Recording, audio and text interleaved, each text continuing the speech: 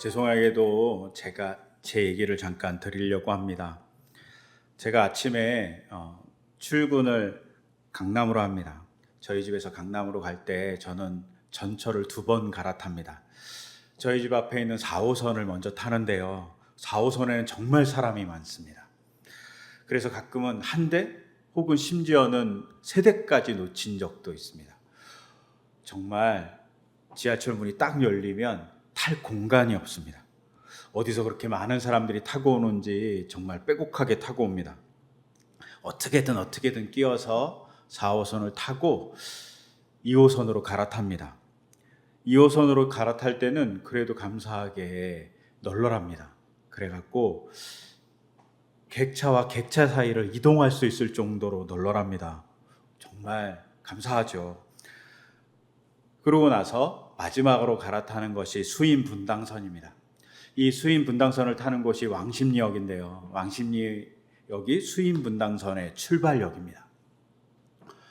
그래서 사람들이 많이 모입니다. 왜냐하면 이 출발역에는 4개의 지하철 노선이 통과하고 있기 때문입니다. 그러니 많은 사람들이 수인 분당선에 몰리게 됩니다.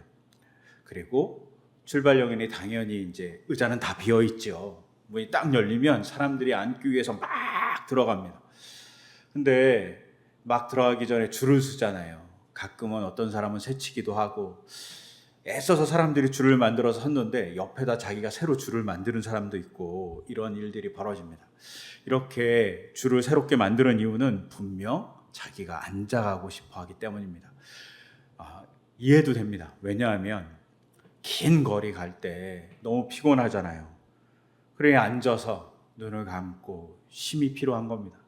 지친 아침부터 좀 쉬고 싶었던 거죠. 그러니 어떻게든 앉고 싶은 욕망에 줄을 무시하거나 염치를 불구하고 새치기를 하죠. 마음속에 되게 불편합니다. 그렇다고 대놓고 얘기할 수도 없죠. 그런데 저는 가끔 운이 좋아서 앉아갈 수도 있기도 하고 혹은 자리가 비어 있을 때도 있기도 해서 앉을 기회를 얻기도 합니다. 근데 최근 제가 2달간 지하철 자리가 있어도 앉아가지 못했습니다. 이유는 허리가 아파서입니다. 허리가 아프니까 이번에 허리만 아픈 게 아니라 다리도 아픈 겁니다. 근데 이 다리가 아픈 게 앉아있는 시간에 비례해서 아픈 겁니다. 그러니 사무실에 가서 앉아 있어야 되고 사무실에 가서 업무를 봐야 되는데 지하철에서 앉아 있으면 앉아 있는 시간이 길어지니까 지하철 안에서 앉아 있을 수 없는 겁니다. 아무리 자리가 있어도 지하철 그 자리를 앉지 못했습니다.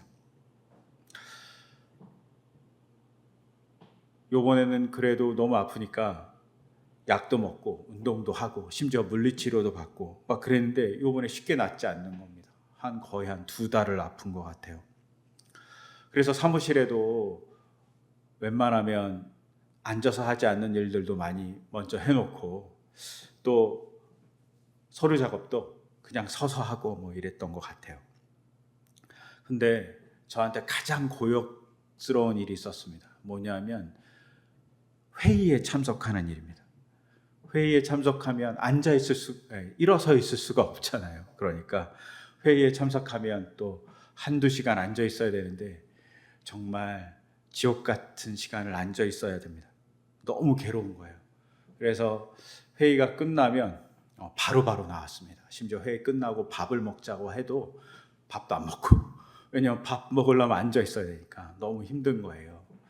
그래서 될 수 있으면 회의도 짧게 그리고 회의 전에는 항상 일어나서 있었던 것 같아요.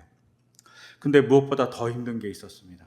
가장 하고 싶은 일인데 가장 열심히 해야 할 일인데 하지 못하는 게 바로 설교 준비였습니다. 보통 설교 준비하려고 하면 성경책을 읽고 또 관련된 주석들도 보고 관련된 서적들도 봐야 됩니다. 이게 다 앉아서 하는 일인 겁니다. 또 설교문을 써야 되는 것도 앉아서 하는 것이죠. 서서도 하려고 노력하지만 서서 하는 것도 한계가 있고 앉아서 쳐야 됩니다.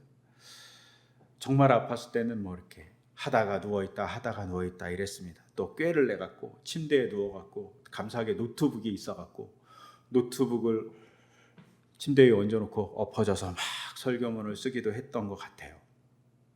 그러면서 생각했습니다. 정말 허리가 중요하구나. 척추가 정말 중요하구나. 몸의 기둥이라고 그러는데 이 기둥이 흔들리니 몸이 제대로 할 수 있는 게 아무것도 없는 겁니다. 심지어 영상을 보는 것도 쉽지 않았습니다. 그냥 탈 수 있는 일은 소리를 듣는 것. 이래도 힘들고 저래도 힘든 거죠. 허리가 이렇게 중요합니다. 몸을 지탱하고 몸을 연결하고 그리고 몸을 세울 수 있는 곳이기 때문입니다. 이렇게 죄송하게 제 얘기를 드리는 건 이 허리와 같고 척추와 같은 것이 성경에도 있기 때문입니다. 허리와 같고 척추와 같은 기능을 하는 서로 성경책들이 있는데 그 중에 하나가 지금 우리가 보고 있는 신명기입니다. 신명기가 얼마나 중요한지 볼 수 있는 여러 가지 증거들이 있어요. 신명기를 바탕으로 해서 쓰여진 역사책들이 있습니다.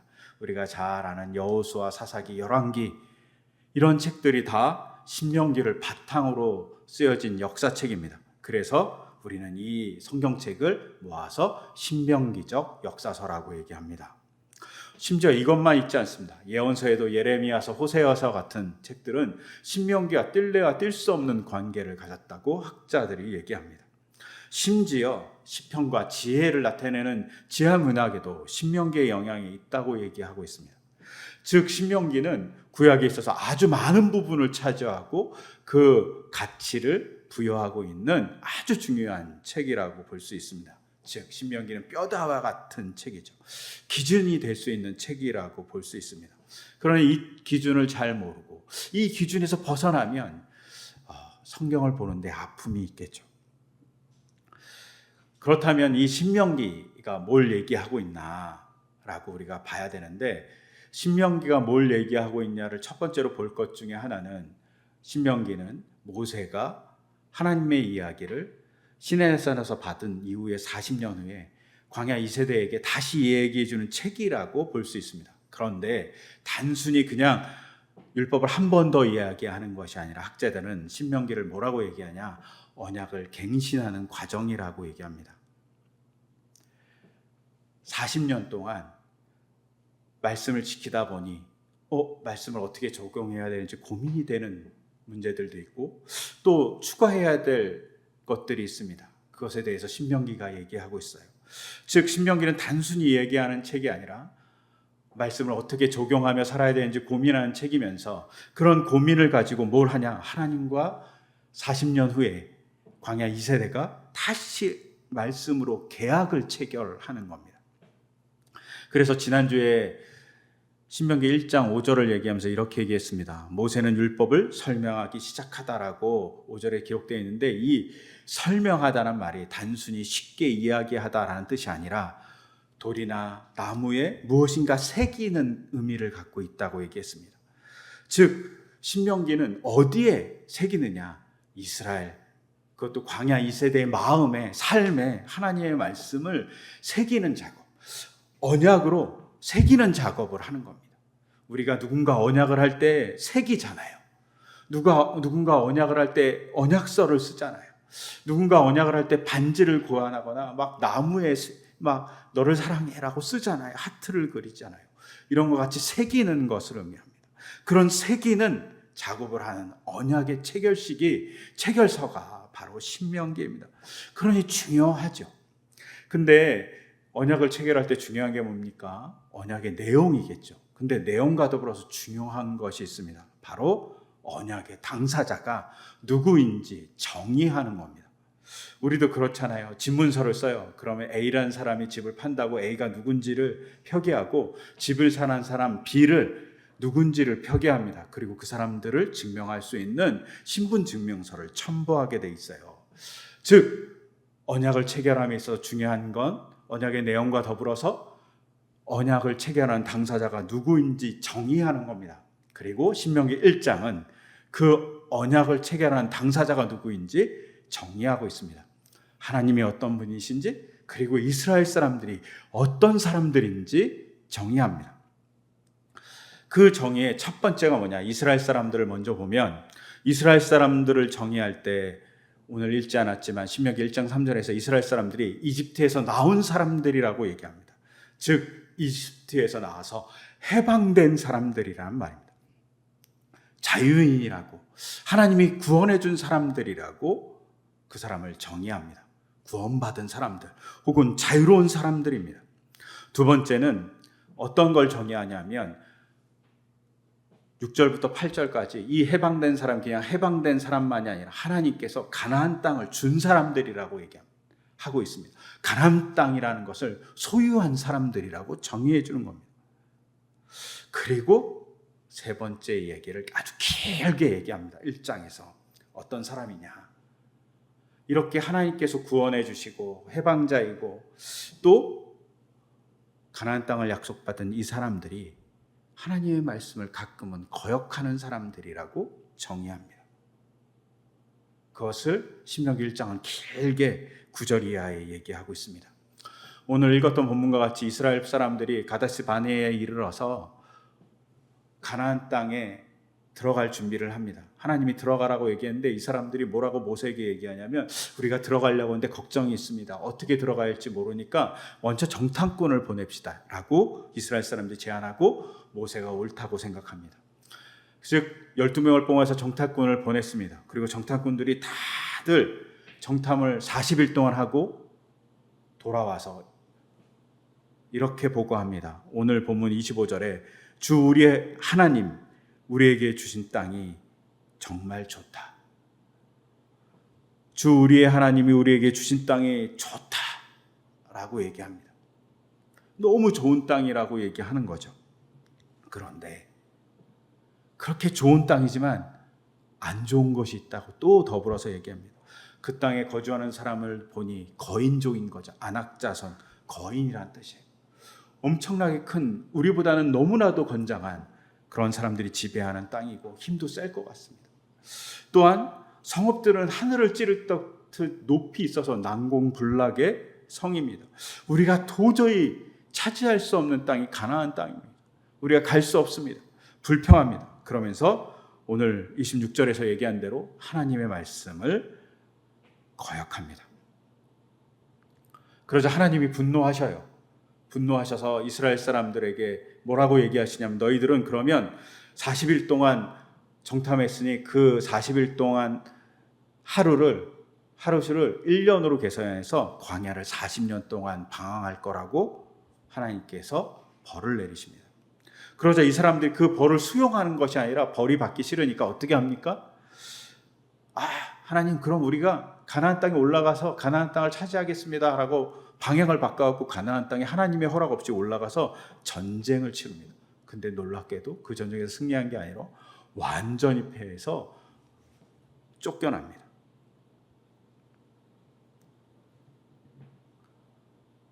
그런데 이런 이스라엘 사람에 대한 내용을 얘기하면서 모세는 약간 이상하게 얘기합니다. 오늘 본문을 쭉 읽어보시면 이 이야기를 듣고 있는 대상은 광야 2세대입니다.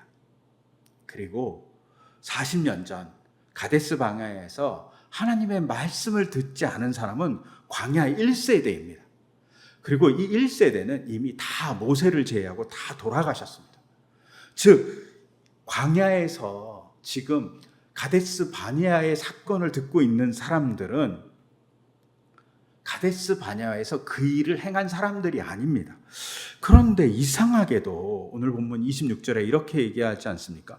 그러나 당신들은 주 당신들의 하나님의 말씀을 거역하여 올라가려고 하지 않았습니다. 라고 얘기합니다. 아니 그런 적도 없는 사람들, 40년 전엔 정말 어린아이였고 40년 전엔 심지어 태어나지도 않은 사람들을 향해서 당신들은 하나님의 말씀을 거역해서 올라가지 않은 사람들입니다 라고 비난을 하는 겁니다. 광야 2세대들이 황당하겠죠. 우리가 한 일이 아닙니다 라고 얘기할 수 있습니다. 그런데 모세는 계속 그 일을 당신들이 했다고 비난적으로 얘기합니다. 아니 훈계하고 있습니다. 왜 이렇게 얘기할까요? 이렇게 얘기하는 이유를 찾을 수 있는 게 19절에 있습니다. 19절에 보면 이렇게 기록되어 있어요. 우리는 주 우리의 하나님이 우리에게 명하신 대로 하였습니다. 호렙을 떠나 우리가 본 그 크고 무서운 광야를 지나서 아모리 사람의 산지로 가는 길을 따라 가데스 바네아까지 이르렀습니다. 이상하죠. 여기서도 우리라고 얘기해요. 아니 40년 전에 태어나지 않은 사람도 있고 40년 전에는 정말 어린 사람으로 자기의 어떠한 의사도 통용되지 않았던 사람들인데 이들을 향해서 우리가 호렙산에서 떠나서 무서운 광야를 통과해서 지금 가데스 바네아에 이르렀던 40년 전의 사건이 있습니다 라고 얘기하는 겁니다. 그런데 이 본문을 히브리어로 보면 약간 다른 면이 좀 있어요.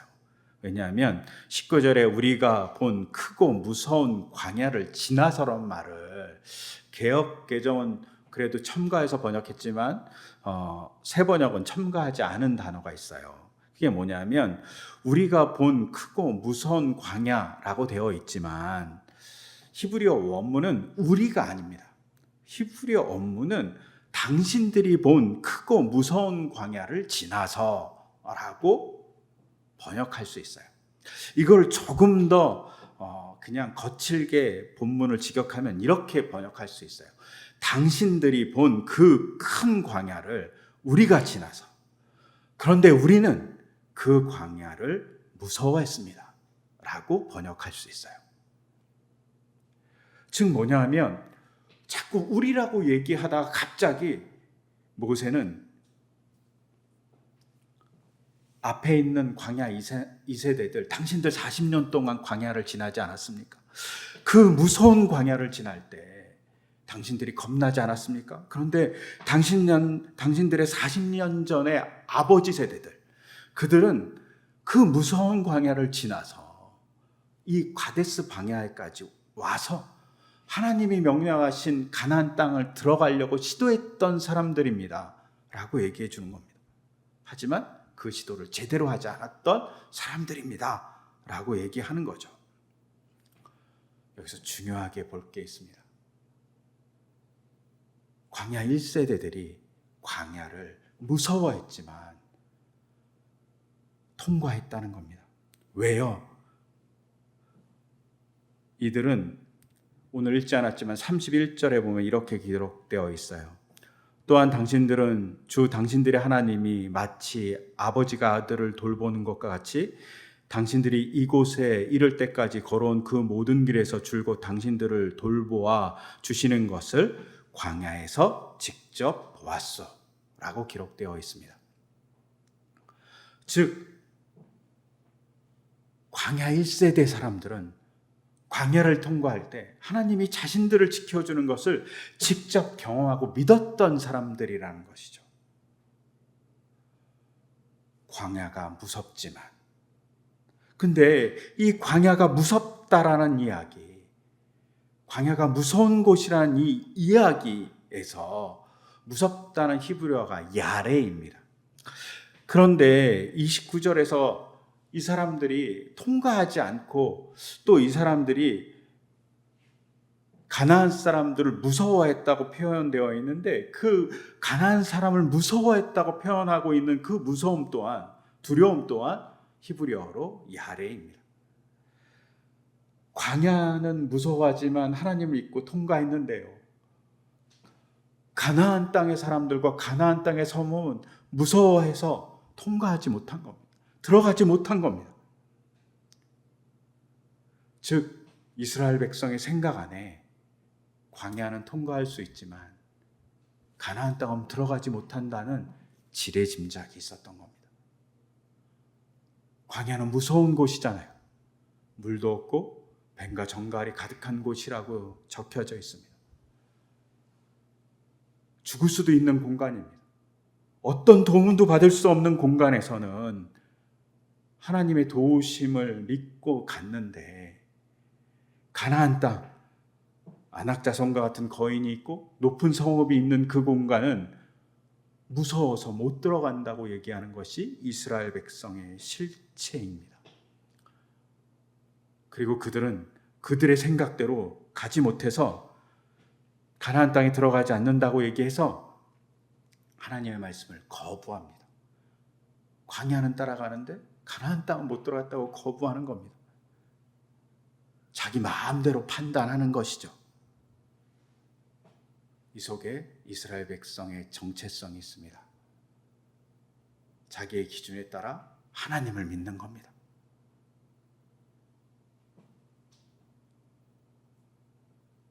자기가 할 수 있는 것 같은 건 하나님이 도와주시나 보다 생각하고, 자기가 할 수 없는 건 하나님이 없나 보다 생각하는, 혹은 이런 곳에서는 하나님이 도와줄 수 있지만 저런 곳에서는 하나님이 도와줄 수 없다고 정의하는 그런 백성이 이스라엘 백성이라는 정체성이라는 겁니다.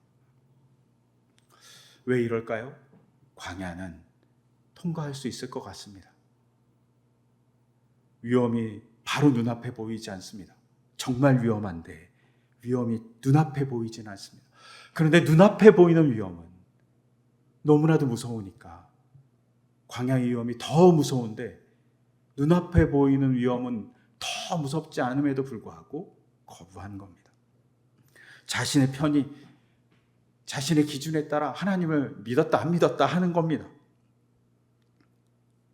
이것이 이스라엘 사람들의 정체성이라고 얘기합니다. 자기의 편의에 따라서 혹은 자기의 이익에 따라서 자기의 능력에 따라서 하나님을 믿는 겁니다.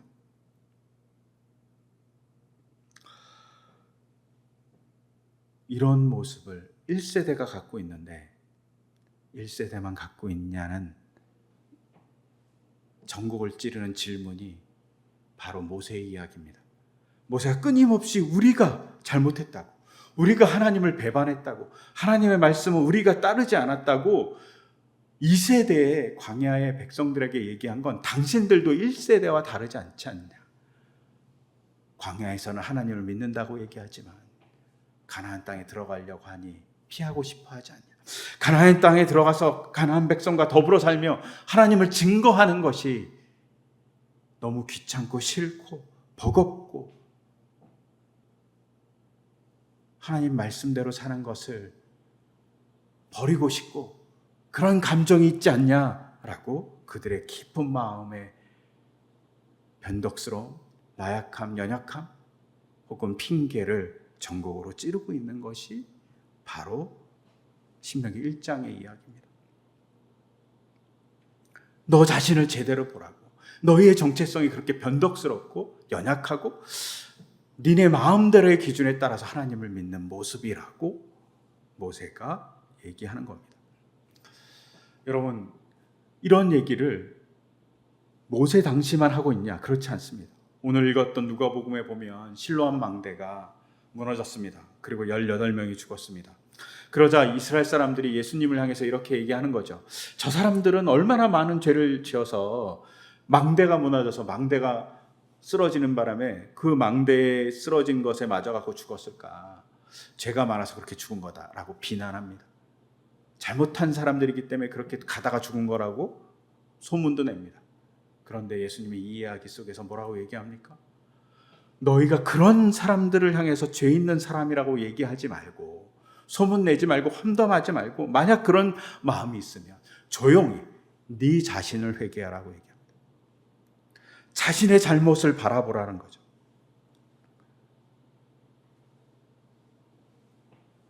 모세가 40년 전에 있었던 일을 40년 후에 있는 사람이 꼭 한 것 같이 얘기하는 이유는 너희도 다르지 않다고 얘기하는 거죠.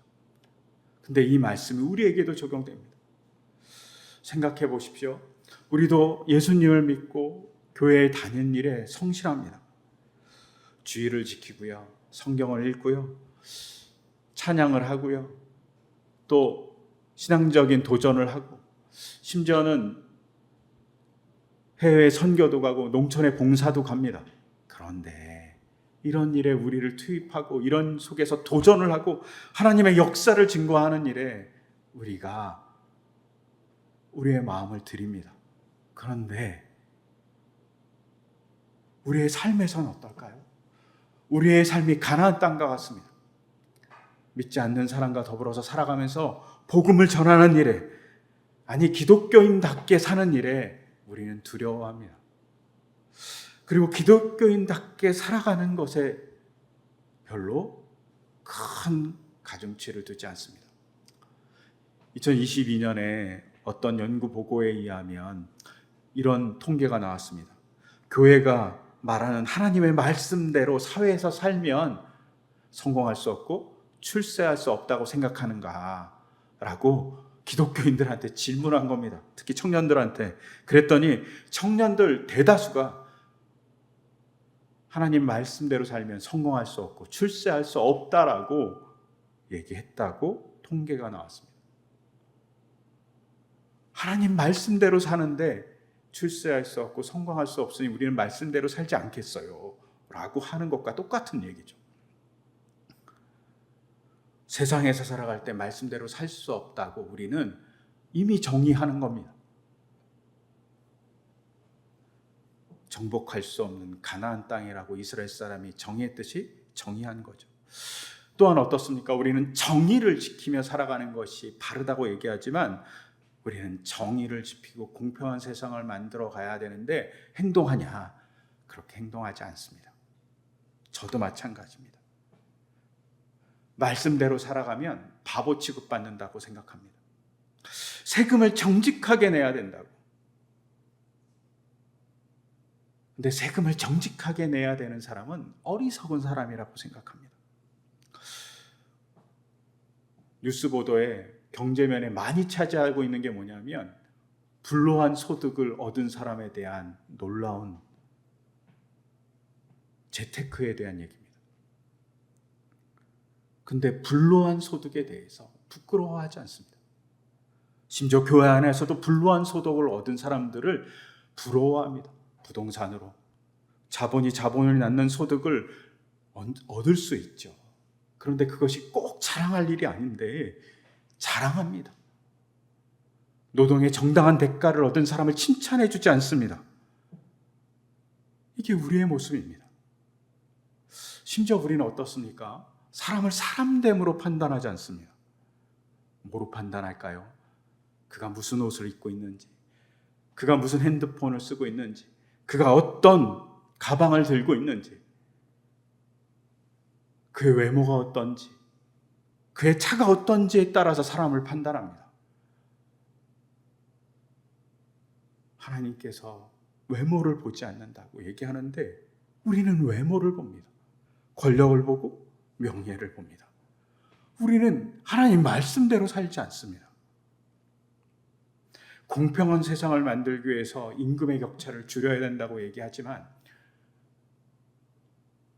우리는 그것을 실천하는 것에 대해서 거부합니다.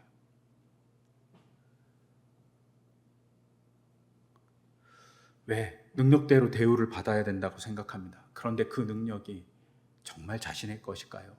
이 땅에 태어난 것, 부모의 우월한 유전자를 받은 것, 좋은 나라에 태어난 것, 그것이 자신들의 능력일까요? 그렇지 않습니다. 그러니 능력은 감사함으로 나누는 겁니다. 근데 우리는 능력을 대우받아야 될 거라고 생각합니다.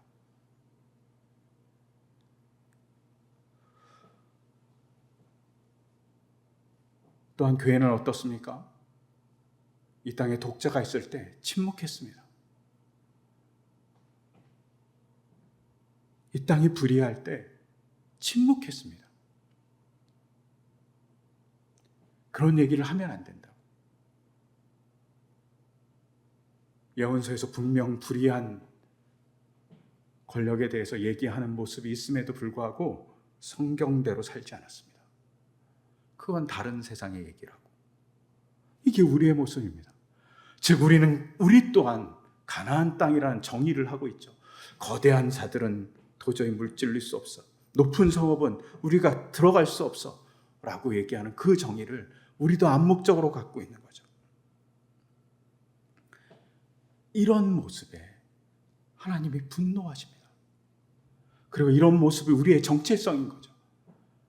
우리가 이런 모습을 갖고 있다는 것을 잘 알고 끊임없이 우리는 반성해야 됩니다. 그런데 이에 반대로 하나님은 어떤 분이냐? 하나님은 이런 우리를 잘 알고 포기하지 않는 분으로 정의합니다. 하나님이 만약에 포기하셨다면 어떤 일이 벌어졌을까요? 하나님이 포기하셨다면 이스라엘 백성은 가데스 바네아에서 전멸했을 겁니다. 왜? 이스라엘 사람들이 가데스 바네아에서 40년 동안 광야를 헤맸거란 벌을 받았을 때 그 벌을 받기 싫어갖고 가나안 땅에 쳐들어갑니다. 쳐들어가서 가나안 사람들의 공격을 받아갖고 쫓겨 내려와서 완전히 패망합니다. 그때 완전히 패망했다는 기록을 남기기 위해서 패망한 지역의 이름을 호르마라고 적습니다. 왜 호르마라고 적습니까? 호르마라는 뜻이 전멸입니다. 이스라엘 백성이 그때 전멸할 수 있었습니다.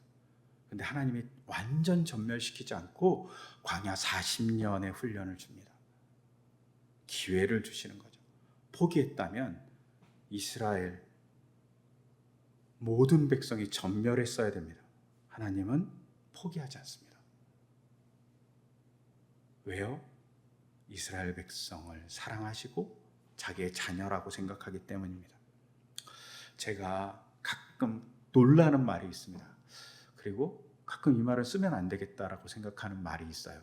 그 말이 뭐냐면 벌레 같은 사람이란 말입니다. 어떤 사람 가끔 보다가 못된 사람들을 보면 이 벌레만도 못한 사람 이렇게 얘기하잖아요.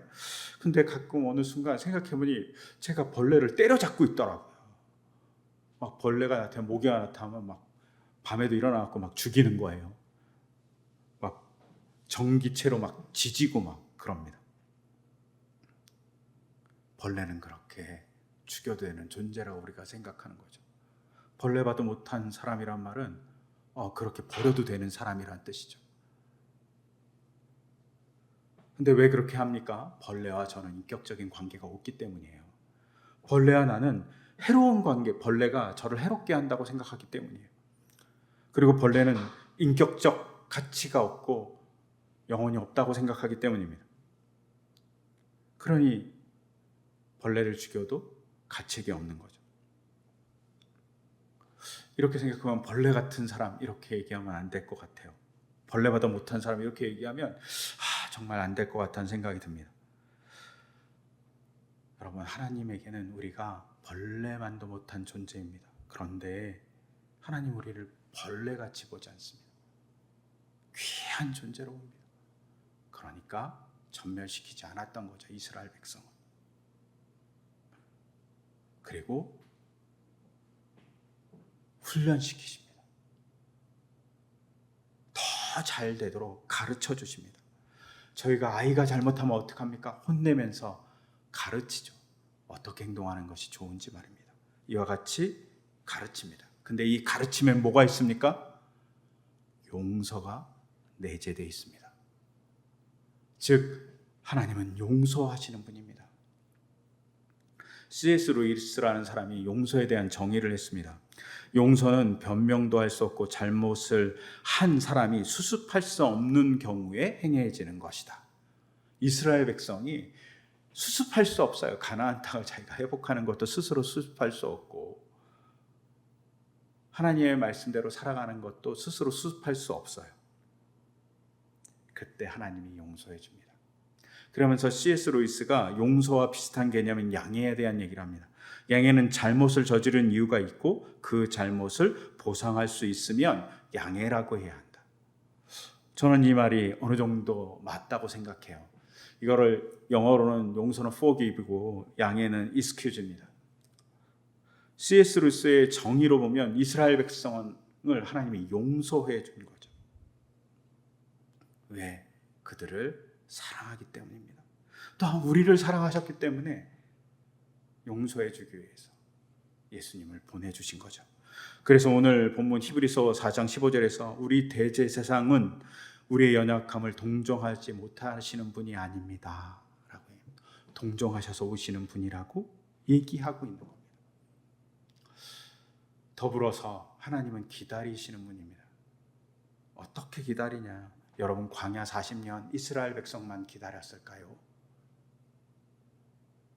하나님도 기다리셨죠. 광야 40년을 그 뜨거운 태양 아래서 이스라엘 백성만 갔을까요? 하나님도 가셨겠죠. 하나님은 훈련할 때 그냥 먼 발치에서 보는 사람이 아니라 같이 기다려주시는 분입니다. 우리의 삶을 같이 기다려주시는 분. 그렇기 때문에 우리의 삶을 기다리기 위해서 예수님이 인간의 몸을 입고 오셔서 30년의 세월을 사시고 또 인간과 더불어서 같이 말씀을 나누셨던 겁니다. 그렇게 기다리시는 분이 바로 예수님입니다. 또한 십자가라는 곳에서 예수님이 기다리기 위해서 팔 벌려서 기다리고 계시는 분 바로 예수님입니다. 끊임없이 인간을 향해서 내가 기다리고 있어 라고 얘기하시는 분이 바로 예수님입니다. 하나님 또한 훈련의 40년을 기다리셨습니다. 하나님을 정의하는 겁니다. 인간을 사랑하셔서 인간을 훈련시키시는 분이고 인간의 잘못이 고쳐질 때까지 끊임없이 훈련시키며 기다리시는 분, 그분이 하나님이라고 얘기하는 겁니다. 여러분, 신명기 1장은 정의합니다. 이스라엘 백성은 해방자이면서 가나안 땅의 수혜자이지만 변덕스럽고 자기 마음대로 재단하고 자기 마음대로 이랬다 저랬다 하는 백성이라고 정의합니다. 그런데 그런 백성을 하나님은 사랑하셔서 기다리고 훈련하시는 분이라고 정의합니다. 이런 분과 우리가 계약을 체결하고 있다라고 신명기 1장이 얘기하는 겁니다. 여러분, 우리의 삶에도 그렇게 기다리시고 사랑해 주시는 예수님이 계심을, 하나님이 계심을 우리가 믿고 따라가기를 소망합니다. 근데 그런 우리의 모습은 이스라엘 사람과 별 다르지 않다. 우리 마음대로 이건 하나님의 말씀대로 살 수 있고 이건 하나님 말씀을 적용할 수 없어라고 마음대로 생각하는 어린아이와 같은 모습이 우리의 모습이다라는 걸 잊지 않기를 소망합니다.